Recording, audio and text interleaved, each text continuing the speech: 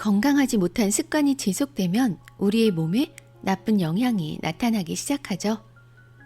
이렇게 건강하지 못한 식생활이나 습관이 존재하는 것처럼 건강하지 못한 사고방식이 존재한다는 거 들어보셨나요? 우리가 몸에 나타나는 이러한 증상은요, 어느 정도 객관적으로 알 수 있기 때문에 빠른 대처를 할 수 있지만 이 마음에 나타나는 영향은요, 눈에 보이는 부분이 워낙 작고 악화될 경우에도 좀 신경 쓰면 되겠지라는 그런 생각으로 적절한 시점에 브레이크를 걸지 못하는 경우가 대부분인데요. 그래서 우울증과 같은 정신질환으로 가기 전에 빨리 대처하는 게 중요하다고 합니다. 안녕하세요. 별빛 라디오 김지선입니다. 우리가 보통 멘탈이 강하다라는 말을 쓰는데요. 여러분들은 이 멘탈 관리를 어떻게 하시나요? 난 멘탈이 강해서 상관없어 라는 분들보다 아마도 일상에서 업무적이거나 혹은 인간관계 등 주변 상황에 민감하게 반응하는 분들이 많이 계실 텐데요. 그럴 때마다 항상 스트레스를 받고 힘들어하면서 자신을 탓하거나 아니면 상대를 탓하면서 상황을 회피하진 않으셨나요? 근데 그때 그 상황이 지나가서 괜찮아졌다면 상관없지만 이런 소소한 것들이 조금씩 쌓이면서 몸과 마음이 점점 지치고 힘들어지는데요. 그래서 이런 멘탈 붕괴 상황에서 나를 지키는 게 정말 중요하죠. 그래서 오늘 제가 인간관계에 어려움을 겪는 사람들을 위한 심리 처방, 정신과 전문의가 제안하는 생각의 전환법에 관련된 책을 준비했습니다.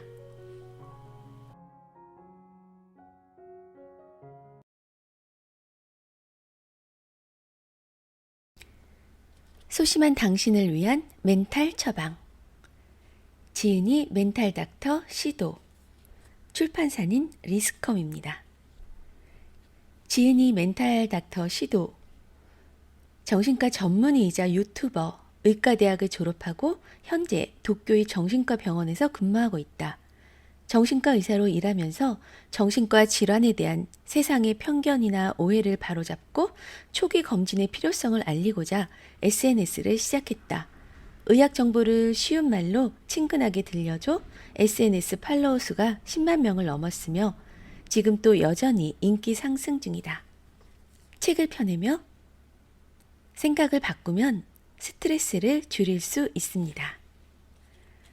이 책에서는요, 일상생활에서 부딪히는 70가지 고민을 소개하고 각각의 대처법을 제시하고 있는데요. 6개의 주제로 장을 나누었으므로 자신과 연관되는 생각이나 고민만을 골라서 읽어볼 수도 있습니다. 그래서 오늘 이 시간에는요, 제가 이 책에 나온 여러 가지 케이스 중에서도 우리가 일상에서 정말 많이 부딪히고 또 고민을 많이 하는 그런 것들을 골라서 그런 부분을 중심으로 몇 가지 케이스를 소개해 드리고 그에 따른 멘탈 닥터의 메시지까지 함께 전달을 해 드릴게요. 소심한 당신을 위한 멘탈 처방 시작합니다. 케이스, 다른 사람이 어떻게 생각할지 무척 신경 쓰인다. 최근 미움받을 용기 같은 책들이 인기를 끌면서 다른 사람은 신경 쓰지 말라거나 주변 사람들의 의견은 무시하라는 식의 조언이 부쩍 눈에 띈다.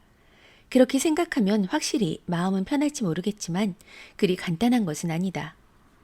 다른 사람이 어떻게 생각할지 늘 신경 쓰여 정신적으로 쉽게 피곤해지는 당신? 하지만 나만 특별하거나 이상한 것은 아니다. 이 세상 사람들은 대부분 주변 사람들이 어떻게 생각하는지 신경 쓰이고 다른 사람이 자기를 싫어하면 상처를 입는다. 신경 쓰이지 않는다는 것은 거짓말이다. 다만 모든 사람으로부터 호감을 사는 것은 불가능하다는 것만은 확실하다. 머릿속에 넣어두도록 하자. 어떤 사람이든 자기와 마음이 맞지 않거나 궁합이 나쁜 상대가 있기 마련이다. 그런 사람으로부터 호감을 사기 위해 쓸데없는 노력을 하기보다는 자기를 좋아해주는 사람과 좋은 관계를 오랫동안 지속하는 것에 시간을 투자하는 편이 인생을 보다 윤택하게 사는 방법이 아닐까? 별로 마음에 들지 않는 상대가 나에게 잘 보이려고 적극적으로 다가온다는 느낌이 들면 오히려 더더욱 싫어지는 법이다. 이렇게 하면 상대가 나를 싫어하지 않을까 하는 생각으로 전전긍긍하면 인생이 너무나도 피곤하다. 나를 좋아할지 싫어할지 결정하는 것은 상대방의 자유다. 뭐 그런 사람도 있겠지라는 식으로 마음의 여유를 가지고 상대방의 생각을 존중해 주는 게 편하게 사는 방법이다. 멘탈 닥터의 메시지: 다른 사람들의 평가에 신경 쓰는 것은 당연하다. 하지만 자기와 잘 맞지 않는 사람한테 호감을 사려고 억지로 노력할 필요는 없다.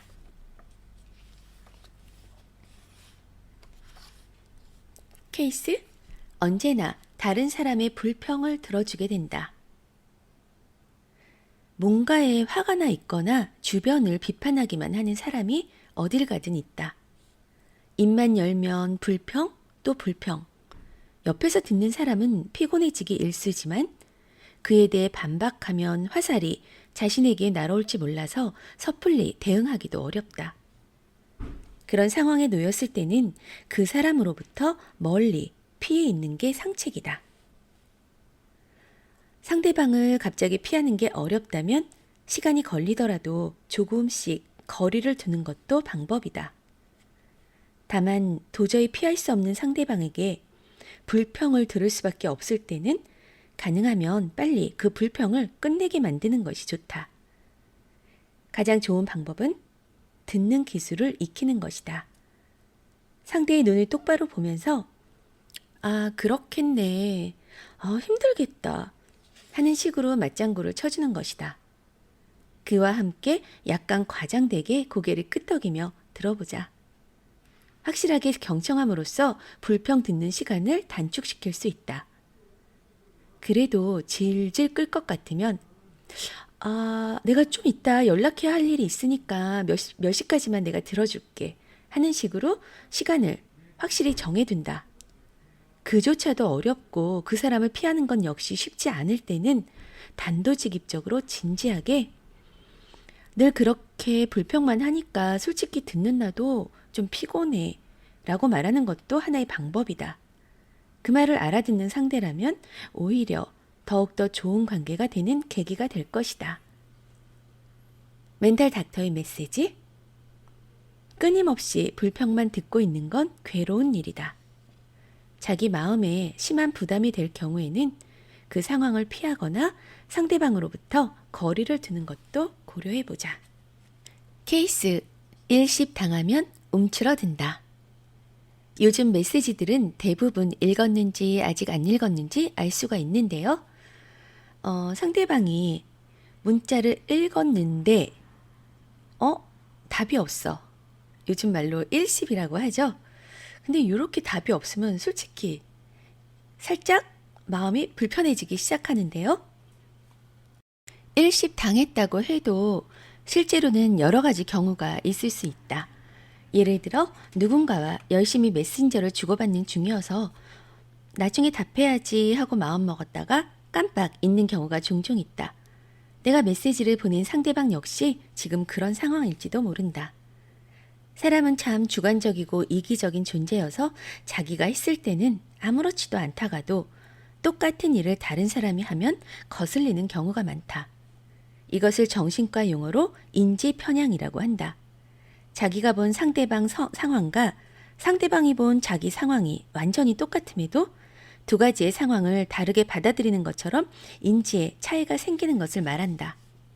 인지 편향을 바로잡기 위해서는 자기 생각이 한쪽으로 치우쳐 있지 않는지 자각하는 것이 중요하다. 눈앞에 펼쳐진 상황에 대해 달리 생각할 수는 없는지 여러 가지 개연성을 상상해보고 왜곡된 생각을 바로잡는 것이다. 예를 들어 상대방이 내 메시지를 읽고도 답이 없다면 상대방에게 무시당했다거나 상대가 나를 싫어한다고 생각하는 것 외에 다른 가능성은 없는지 생각해 본다. 그러면 참 지금 바쁜 시간이구나 라거나 답한다고 해놓고 깜빡했을 거야 하는 식으로 생각이 정리될 수 있다. 이렇게 생각을 바꿔보면 조금은 마음이 편안해질 것이다. 평소 자신의 인지가 편향되어 있지는 않은지 신경 쓰고 상대방의 입장에서 객관적으로 바라보는 습관을 들인다면 상대방의 행동이나 태도 등을 부정적으로 예단하는 버릇이 조금씩 교정될 수 있을 것이다. 멘탈 닥터의 메시지: 반드시 일십은 무시라고는 할 수 없다. 진실을 알 수 없을 때는 자신에게 좋은 쪽으로 생각하면서 마음의 부담을 주지 않도록 하자. 케이스: 쓸데없는 참견과 충고에 짜증이 난다. 내가 너를 생각해서 하는 말인데 이건 절대적으로 이렇게 하는 게 맞아. 이런 식으로 쓰레기 같은 충고를 마구 해대는 사람 분명히 있다. 대부분 쓸데없는 참견이거나 찬성할 수 없는 의견이라는 게 이런 충고의 특징이다. 상대방의 만족감을 높여주기 위해 찬성할 수 없는 충고를 순순히 따를 필요는 없다. 그렇다고 상대방의 의견을 무조건 부정해서는 안 된다. 특히 충고를 정면에서 반대하면 기분 나빠진 상대방이 오히려 점점 더 완강해지고 마침내 감정 싸움으로 번질 수도 있다. 비록 찬성할 수 없다 하더라도 일단 상대의 의견을 듣고 이해한 다음에 자기 의견을 말하도록 한다.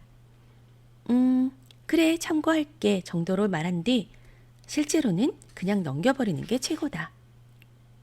한 가지 알아두어야 할 것은 진심으로 당신을 걱정해서 충고하는 사람도 있다는 사실이다.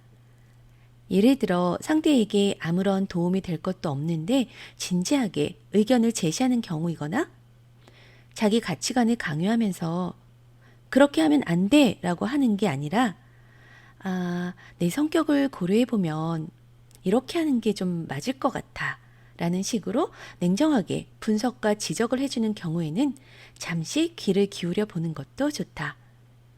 거꾸로 누군가에게 충고하는 입장이라면 특별히 언행을 조심해야 한다.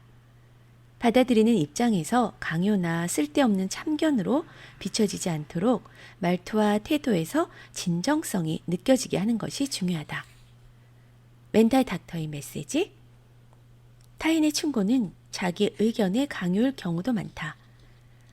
받아들일 만한 것인지 아닌지 냉정하게 판단한 다음 필요한 부분만 참고하자.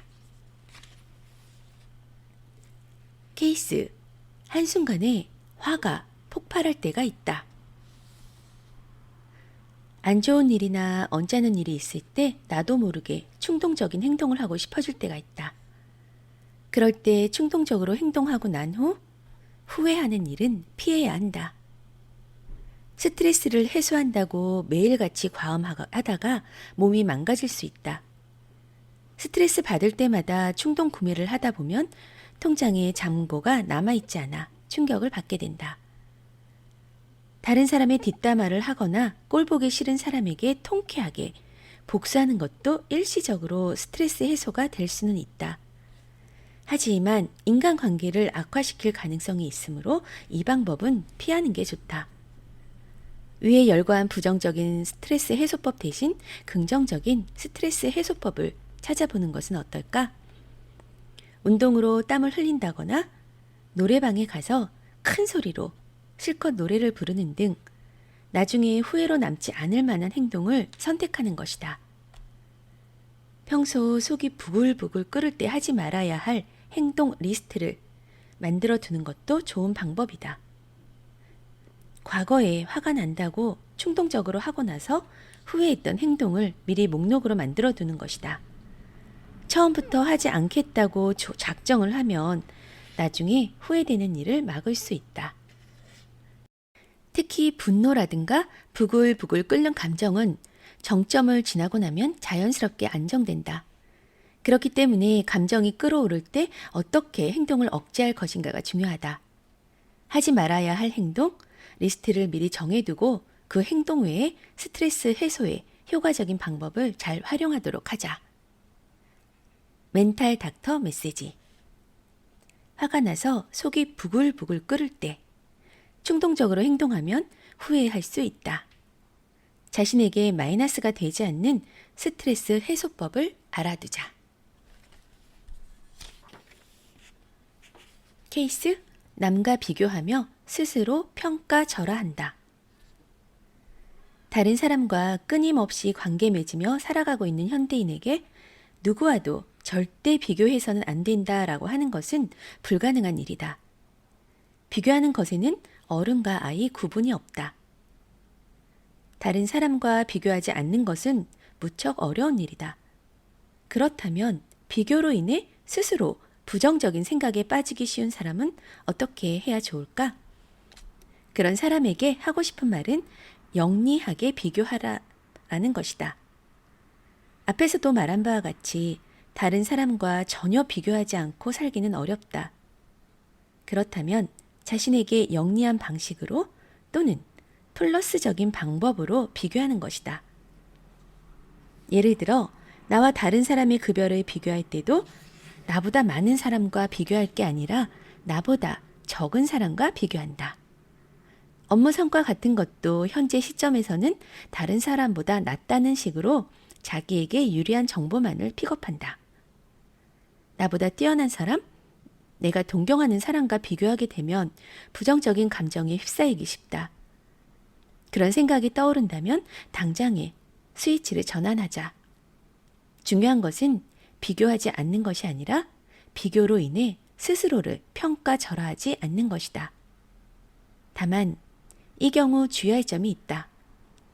자신에게 영리하게 비교할 때는 어디까지나 마음속으로만 담아둬야지 주변에 대놓고 말하는 것은 삼가야 한다. 내가 더 낫다는 식의 내 주장이 상대방에게 전해지기라도 하면 상대방에게 상처를 줄 수 있고 사이가 나빠질 가능성도 있기 때문이다. 자기 긍정감을 심는 것은 마음속에서만 하도록 한다. 멘탈 닥터 메시지. 남과 비교하며 부정적인 생각에 빠진다면 당장 스위치를 전환하자. 비교할 수밖에 없을 경우에는 영리하게 어디까지나 자기 마음속에만 담아두어야 한다. 케이스, 멘탈이 약한 자신에게 실망하곤 한다.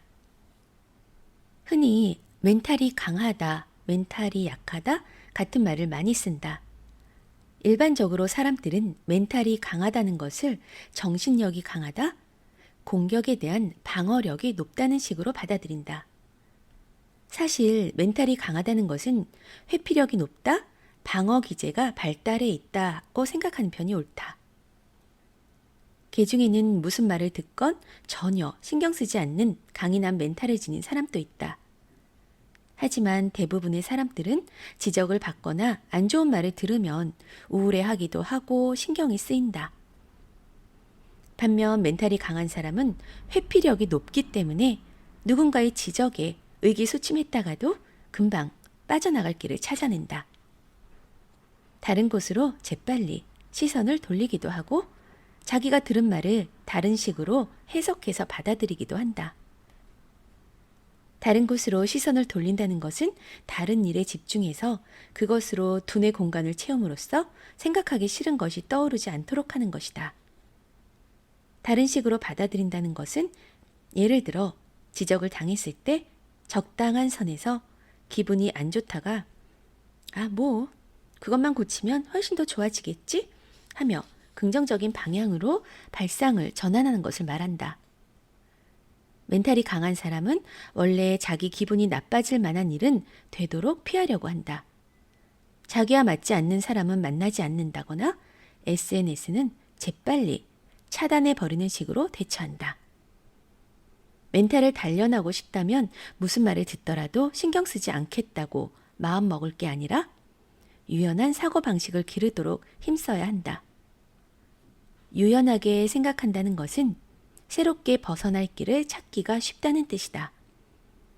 벗어나는 길을 많이 마련해두면 마음의 부담을 조금이나마 줄일 수 있다. 멘탈 닥터의 메시지. 멘탈이 강한 사람은 외부의 공격에 의기소침했다가도 금방 빠져나갈 길을 찾아낸다. 멘탈을 단련하려면 유연한 사고를 기르도록 힘쓴다. 케이스, 부정적인 사고방식이 개선되지 않는다. 긍정적으로 생각하면 인생이 바뀐다거나 부정적인 생각을 긍정적인 생각으로 바꾸면 행복해질 수 있다고 하면서 긍정적인 사고의 중요성을 강조하는 책이나 글들을 많이 본다. 최고의 베스트셀러였던 긍정의 심리학 같은 것이 대표적이다. 부정적인 생각을 긍정적인 생각으로 바꾸는 것은 중요하다.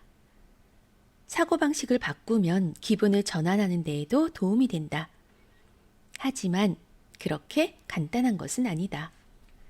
부정적인 사고방식을 갖고 있는 사람은 원래 갖고 있던 비판적인 성격에 지금까지의 경험이 더해져서 그런 사고를 하게 된다. 성격 플러스 경험이라는 이중장치가 부정적인 사고방식을 굳어지게 한 것이므로 성격을 하루아침에 바꾸는 게 쉽지만은 않다. 책 한 권 읽은 정도로 개선할 수 있는 것이었다면 처음부터 그렇게 고민하지도 않았을 것이다. 그렇다면 부정적인 생각은 평생 변하지 않는 것일까? 물론 쉽게 변하지는 않겠지만 의식적으로 하나씩 생각을 바꿔나가면 조금씩 변화할 수 있다. 그러기 위해서는 먼저 자신의 부정적인 생각을 깨닫고 깨달은 즉시 멈추는 습관을 들여야 한다. 나는 부정적인 생각을 하는 편이다라는 사실을 자각하고 부정적인 생각을 하고 있다는 사실을 깨닫는 순간에 멈추는 것이다. 평소 자기의 생각하는 버릇을 의식하면서 생활하다가 부정적인 생각을 한다는 느낌이 오면 아, 내가 지금 부정적으로 생각하고 있네 하고 마음속으로 소리내어 말해본다. 하루 동안 자신이 몇 번이나 부정적인 생각을 했는지 횟수를 헤아리면 어느 정도 부정적인지를 알 수 있다. 그 횟수를 줄여나가는 훈련을 하면 생각을 바꿀 수 있다. 멘탈 닥터의 메시지. 부정적인 사고방식이 그렇게 간단히 긍정적으로 바뀌지는 않는다. 하지만 부정적인 생각을 자각하고 의식적으로 교정해 나가면 바뀔 가능성은 충분하다.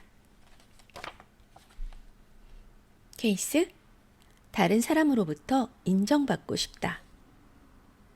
다른 사람으로부터 자신의 존재를 인정받고 싶은 마음을 승인 욕구라고 한다. 오늘날과 같은 경쟁 사회에서는 특히 승인 욕구가 두드러지는 경향이 있다. SNS에서 좋아요나 댓글 숫자에 민감하게 반응하는 것도 다른 사람으로부터 인정받고 싶어하는 욕구의 일종이다. 승인 욕구는 부모나 친구, 주변 사람들에게 내가 꼭 필요한 사람이라는 것을 확인받고 싶어하는 마음이다. 다른 사람에게 인정받고 싶어하는 마음은 어린아이에게만 있는 것으로 착각하기 쉬운데 나이를 불문하고 인간에게는 다 있는 기본 욕구다. 자신의 현재 상황에 만족하지 못하는 사람일수록 승인 욕구가 강하다. 자기 자신을 인정할 수 없으니 대신 다른 사람의 평가를 구해 안심하고자 하는 심리가 작용하기 때문이다. 승인 욕구가 유난히 강한 사람 중에 윗사람의 눈치나 살피고 인정을 받기 위해 주변 사람들을 밀치고 올라서려는 사람도 있다. 이런 사람들은 대부분 자존감도 낮은 편이다. 승인 욕구를 충족시키기 위해 다른 사람에게 지나치게 의존하는 것은 이런 부작용을 낳는다.